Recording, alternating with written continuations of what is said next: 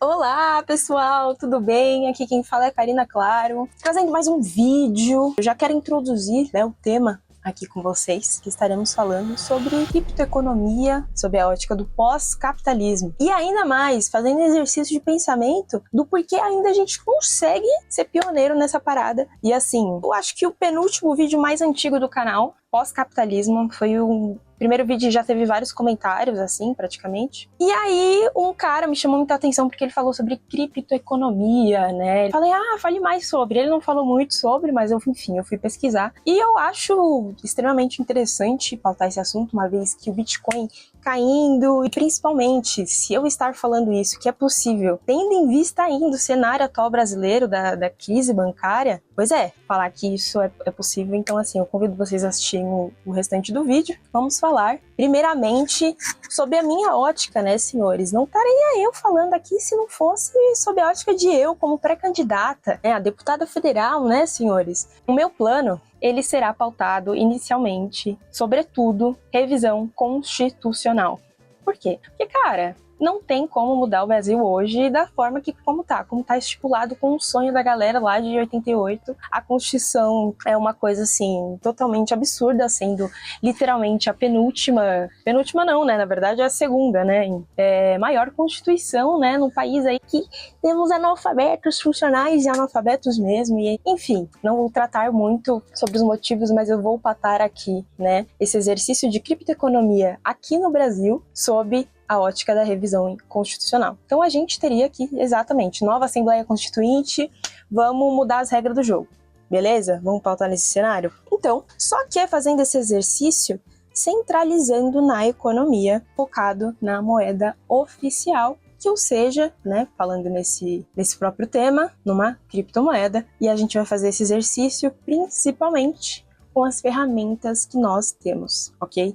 Então, não sei se vocês sabem, né, mas eu vou trazer aqui dados, enfim, de nós já termos aí, estarmos bem avançados aí nos meios tecnológicos bancários. Eu acho que isso também é decorrente aí, né, da gente sempre ser um país de pessoas espertinhas, né? Eu acho que isso também funciona como um bom teor aí no nosso avanço aí bancário. Mas, vamos lá. Bom, existe um erro silencioso no Brasil em que a gente acha que é sempre o problema é do governo da vez, sendo que talvez o problema esteja ali nas regras ali do passado. E eu quero que vocês imaginem comigo, né, o Brasil decidindo reescrever o manual, né, que é a Constituição, para o século XXI. Não apenas mudando leis, mas, assim, a própria natureza da moeda oficial. O que eu quero pautar aqui com vocês é que seria uma nova arquitetura institucional, né?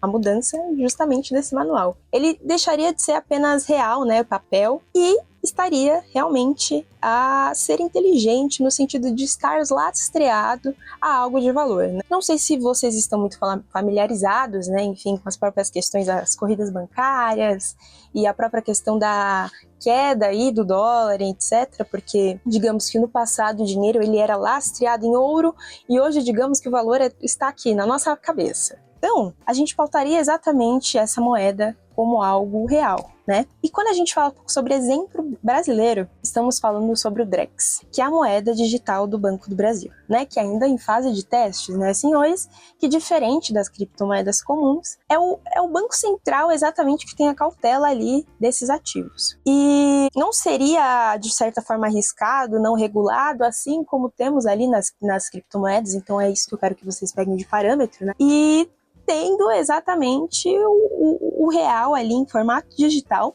emitido, né, por essa autoridade, e tendo o mesmo valor e segurança jurídica ali no dinheiro que você já conhece, só que exatamente com o fator valor. E por que isso muda tudo, né? Então, porque dentro da ferramenta que a gente tem, né, e com essa ideia pautada somente com uma nova Assembleia Constituinte, senhores, não é difícil mudar a Constituição, tá bom? Enfim, depois eu trago mais sobre esses assuntos. E o dinheiro acaba sendo programável, senhores, que é justamente uma plataforma, né, baseada em tecnologia de registro distribuído, DLT, que é Hyperledger Besu, eu acho que eu falei certo, testado pelo Banco Central, e é a moeda oficial que ela pode exatamente ter as suas instruções de execução. Como assim, Karina? Como assim, instrução? Vamos lá. Isso não significa que o dinheiro está somente ali na sua carteira. Ele sabe o que deve ser feito. Você vai entender. E você que vai determinar, né, enfim, essas conduções. Então, imagina você poder comprar um carro, uma casa, enfim, qualquer aí item aí de valor, sem tomar o risco de calote. Imagina, vocês estão entendendo? Quem tá, tipo assim,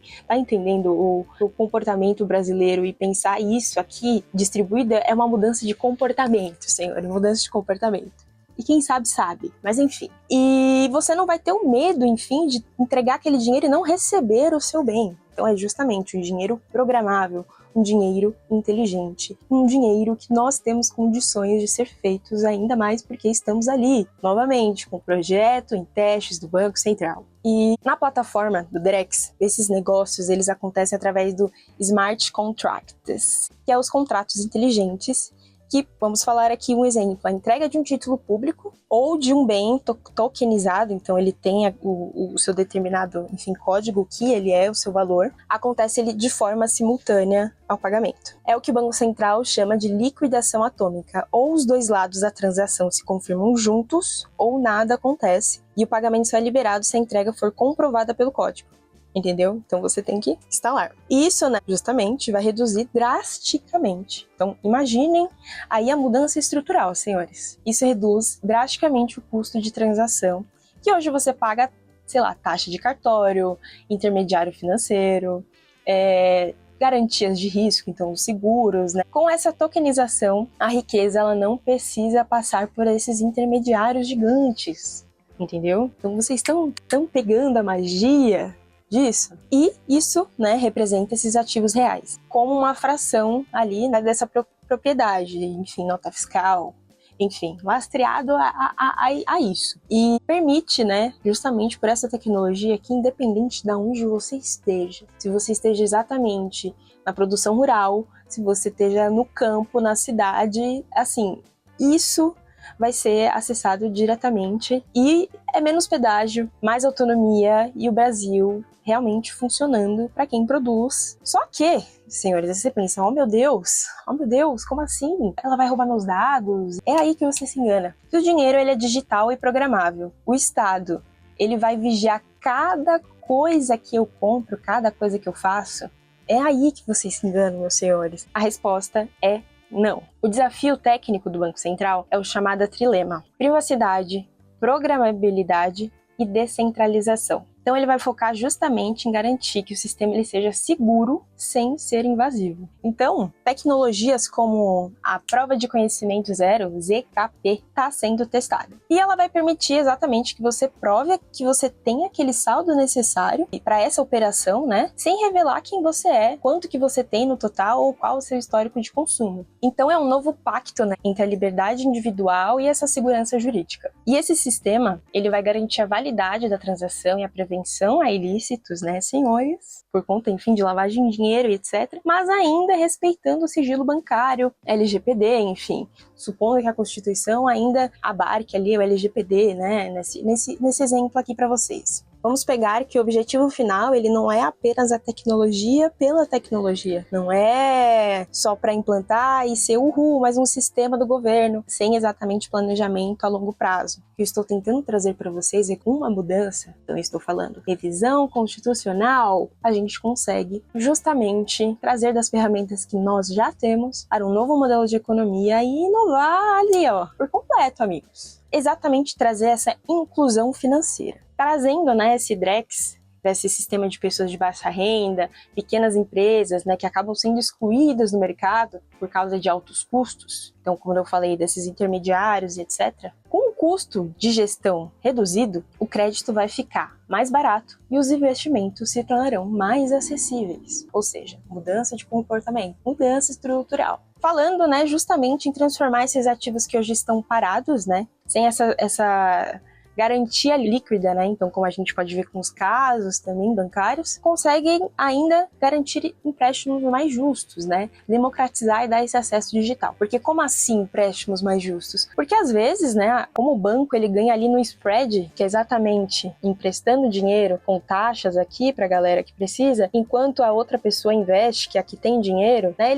o banco ganha aqui. Com a população que acaba às vezes não tendo, enfim, tantas oportunidades, às vezes, né, ainda mais com as taxas de quebra de empresas e etc., entre vários fatores, faz com que, com essa segurança jurídica e esse lastreamento de fato, faça com que o banco reduza essas taxas e deixe aqui para quem paga, para quem faz, enfim, e quem tem ali guardado consiga ter exatamente essa democracia financeira. Isso não é ficção científica, não é algo irreal, não é uma utopia, assim como o socialismo, né, senhores? Porque assim, isso já está em curso através de pilotos, de testes rigorosos. Então, por mais que vocês tenham as suas desconfianças jurídicas, por a gente ter umas regras tão assim burocráticas, acaba tendo, né, de fato, essa fiscalização muito positiva e exatamente, sendo testado e condizendo às instituições financeiras. E toda a Constituição, ela carrega um projeto de país. A nossa Constituição de 88, ela foi escrita para outro mundo, para outra realidade. É exatamente você pensar como uma pessoa de 88. O que mudamos, né, até hoje, se há literalmente 15 anos atrás não existia sequer um celular, e hoje a gente tem exatamente o poder falar com você de qualquer outro lugar aí do mundo, entendo que a pergunta simples e incômoda é que a gente vai continuar remodando, né, o sistema antigo, analógico, burocrático, ou a gente vai ter de fato a coragem de redesenhar as regras do jogo para uma economia digital e soberana com, novamente, coisas que já dispomos. Então a revisão institucional, ela não é uma ruptura, é maturidade. É simplesmente o entendimento que como está não tem como ficar. E entender que o Brasil do futuro ele precisa exatamente de um manual de funcionamento que entenda não só a velocidade da luz, mas a segurança de criptografia e estar aí no jogo, estar no meio do mundo, ser pioneiro. Recentemente tivemos a vitória aí, né, no medalha de ouro, no negócio de inverno lá, enfim, desculpa. Peguei o assunto e nem tinha dado na cabeça. Mas, de fato, com que tenhamos mais orgulho do nosso país e sejamos capazes de fato, implementar as coisas. E o Brasil, ele já passou da hora de pensar grande. E o Drex, ele é apenas o começo dessa arquitetura, senhores. Mas é isso. O que você acha?